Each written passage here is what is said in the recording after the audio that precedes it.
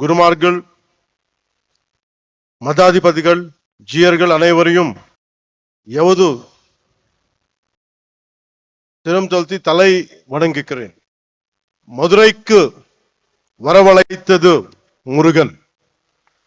அந்த வெற்றிவேல் முருகனுக்கு என்னை வளர்த்தது முருகன். அந்த வீரவேல் முருகனுக்கு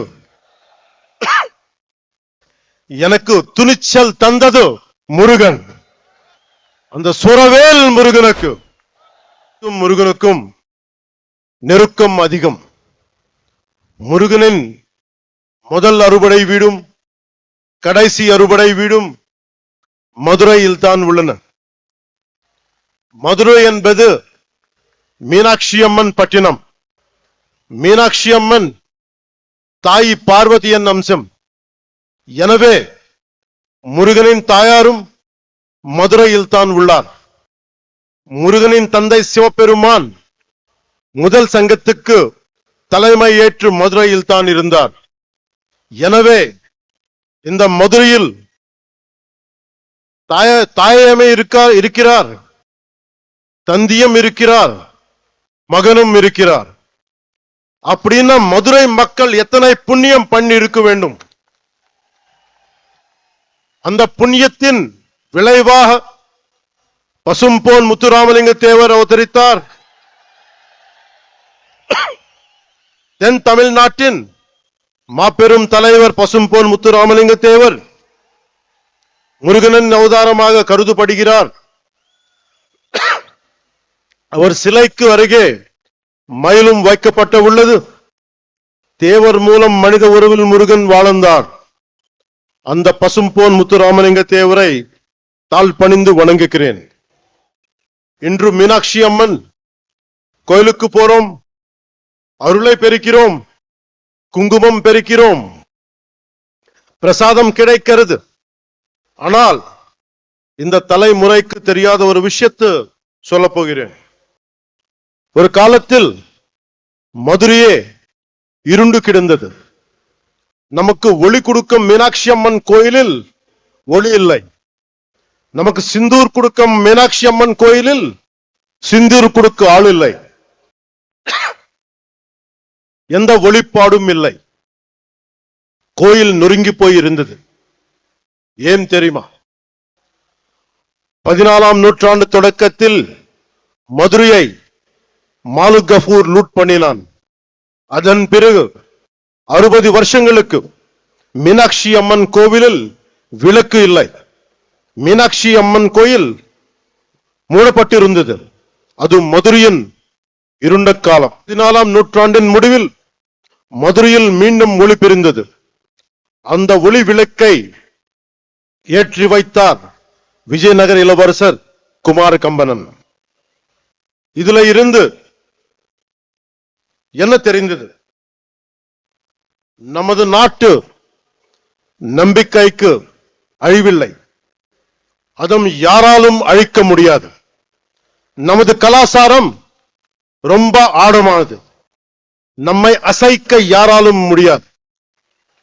கன்னியாகுமரியில் இருந்து காஷ்மீர் வரை நமது அறம் ஆழமாக இருந்தது.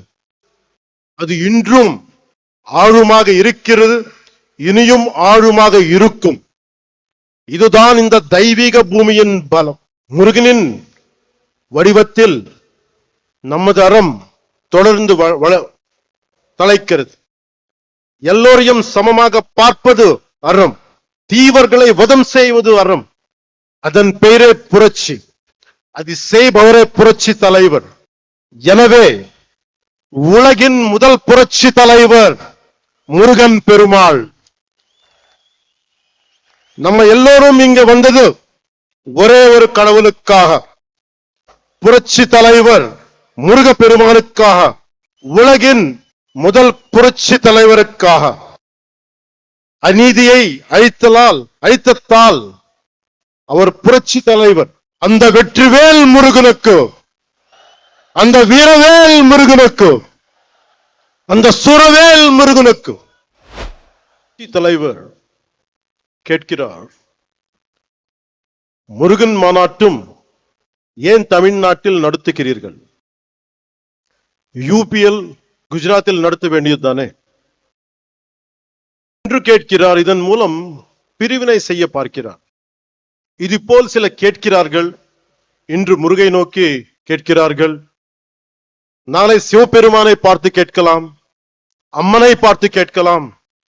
இந்த சிந்தனை மிக மிக ஆபத்தானது. அதை பற்றி சொல்கிறேன். இந்த சிந்தனை ரொம்ப காலமா இருந்தது. அதை பற்றி சொல்கிறேன். நான் 14வது வயதில் சபரிமலைக்கு போனவன். தைப்பூசத்துக்கு திருத்தணிக்கு போவதை பார்த்தவன்.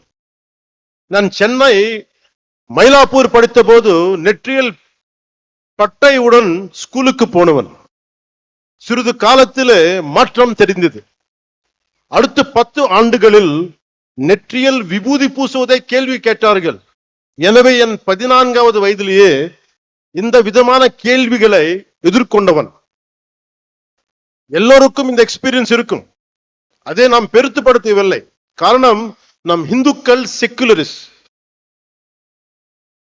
ஒரு கிறிஸ்தவர் கிறிஸ்தவராக இருக்கலாம், ஒரு முஸ்லிம் முஸ்லிமாக இருக்கலாம்.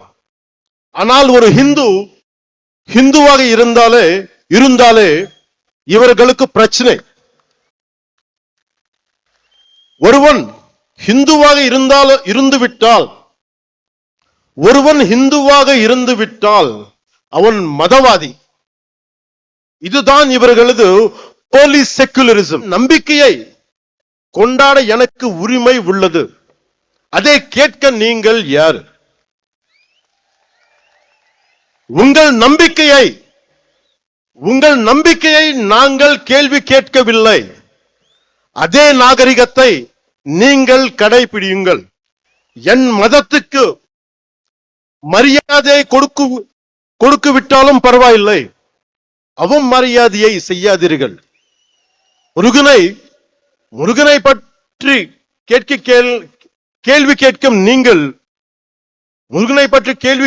நீங்கள் அரேபியாவிலிருந்து வந்த மதங்கள் பற்றி இதே கேள்வியை நீங்க கேட்க முடியுமா? அதற்கான துணிச்சல் உங்களுக்கு உண்டா? அதனால சொல்றேன், சீண்டி பார்க்காதீர்கள்.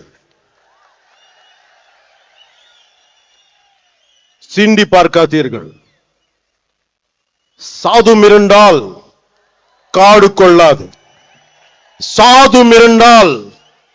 கொள்ளாது. సజ్జనుడికి కోపం వస్తే, సహనంతో ఉన్నవాడి కోపం వస్తే వాడిని ఆపటం ఎవరి తరం కాదు. முருகன் தமிழ் கடவுள். ஆனால் அவர் எல்லா இடத்திலும் பறந்து இருக்கிறார். வட இந்தியாவில் கார்த்திகேயராக, ஆந்திராவிலும் கர்நாடகத்திலும் சுப்பிரமணியராக, தமிழ்நாட்டில் முருகராக இருக்கிறார்.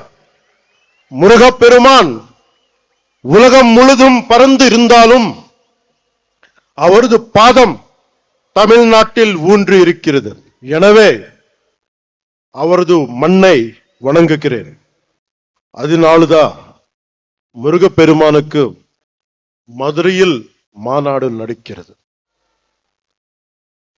இங்கு சிலர் நிறத்தை வைத்து அரசியல் செய்கின்றனர். நமக்கு நிறத்தில் எந்த பேதமும்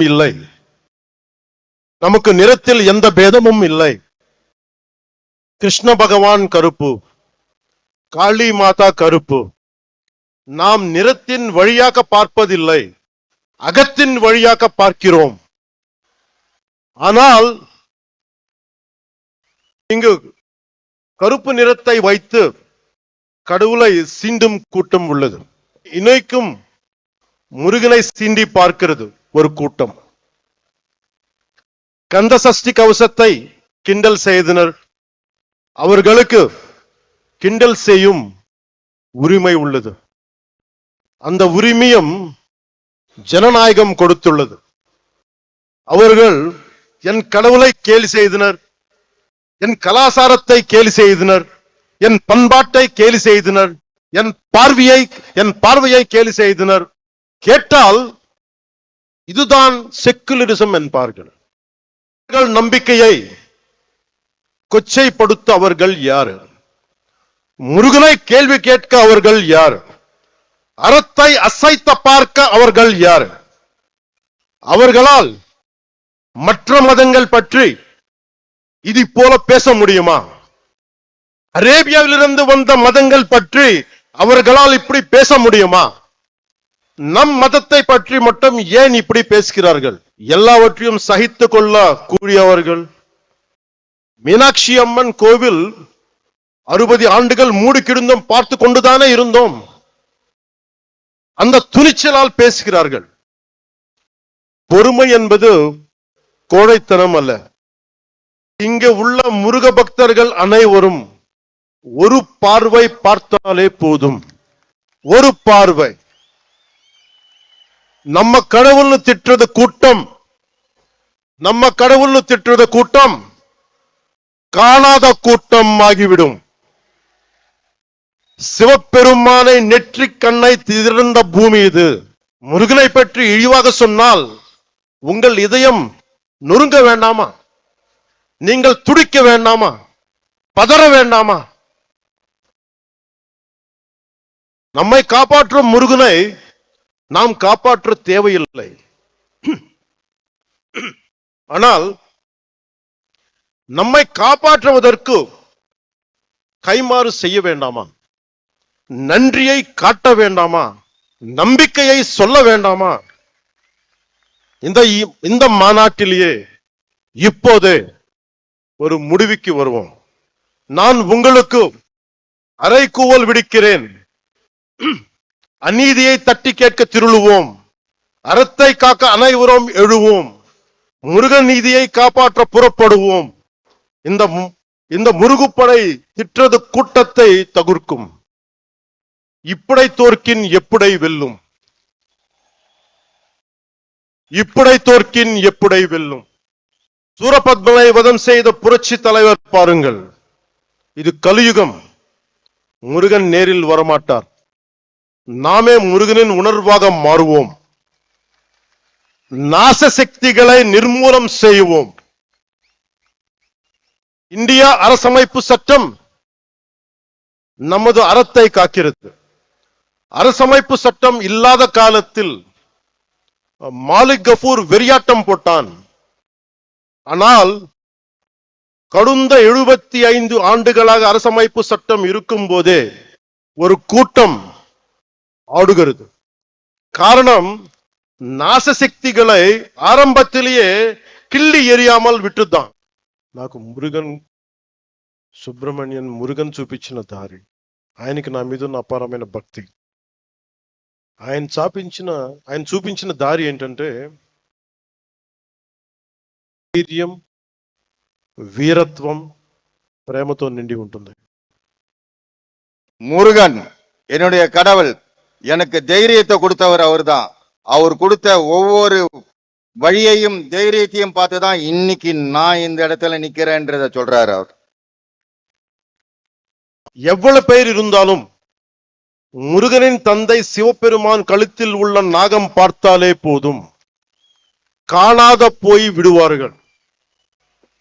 நான் இதை உங்களுக்கு டிரான்ஸ்லேட் பண்ணணும்னு தேவையில்லை. எனவே மாற்றம் வருவது உறுதி. Change is bound to happen. మార్పు తథ్యం. మనం అనుకున్నది సాధిస్తాం, మన ధర్మానికి నిలబడతామని తెలియజేసుకుంటూ మీ అందరికీ నன்றி, వణకం.